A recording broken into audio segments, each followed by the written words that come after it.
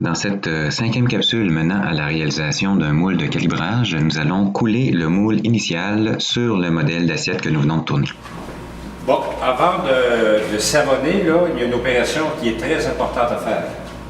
Si je coulerais mon plâtre par-dessus l'assiette, là, mon assiette est ronde, puis le plâtre prend un petit peu d'expansion, aussitôt que je mettrais une pression sur le moule, il arrêterait de tourner.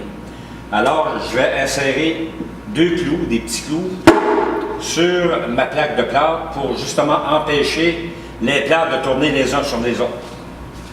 Là, je viens tout simplement clouer. Notons qu'il faut préalablement enlever la tête du clou pour qu'il ne fasse pas de contre-dépouille dans le moule. Oh. Et c'est au tour du deuxième clou. Voilà. Je prépare à savonner, 3 couches de savon. Je vais remettre mon crazy carpet. Et je vais couler, c'est ça. Ça va être la dimension. La dimension du moule, toujours 1 pouce plus large que le modèle. Puis là, la hauteur, il va y avoir plus qu'un pouce parce qu'il faut insérer une partie dans un bol de métal. Vous allez comprendre plus tard.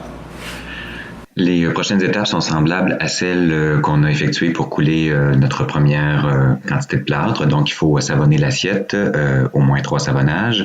Par la suite, Richard répare les petites bulles dans le plâtre à l'aide d'argile.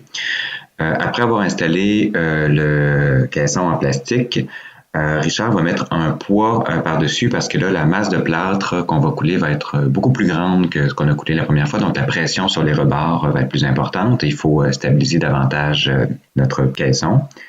Par la suite, il faut mettre un colombain d'argile tout autour et on est prêt à procéder au coulage du plâtre.